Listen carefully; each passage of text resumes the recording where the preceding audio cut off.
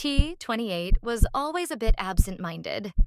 One crisp morning, he rushed into a cafe to grab his usual coffee before heading to work. His mind was preoccupied with an important presentation, and he was juggling his phone, keys, and bag. A, 33, a woman with a penchant for getting her morning caffeine fix, was sitting at a corner table, quietly enjoying her coffee and scrolling through her social media feed. As T walked toward the counter, his phone slipped from his hand, and in the process of catching it, he knocked his coffee cup. It flew from his hand, spilling the contents across the floor with a loud splash. D, 42, the barista behind the counter, noticed the spill and started to clean it up.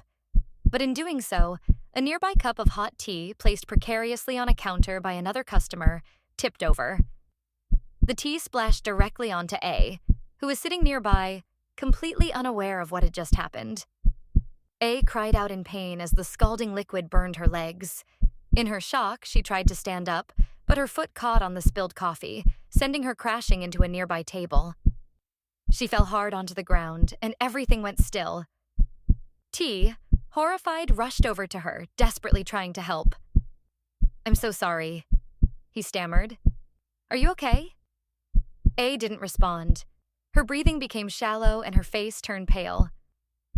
D, seeing the situation, immediately called for help. An ambulance was on its way, but the damage had already been done, as death was later ruled as a result of a severe allergic reaction. The hot tea, unbeknownst to her, had contained an ingredient she was allergic to, and the spill triggered an anaphylactic shock. T was left in disbelief, feeling as though his clumsy mistake had caused the worst possible outcome. What had started as an innocent mishap, knocking over a coffee cup, ended in a tragic, unforeseen way.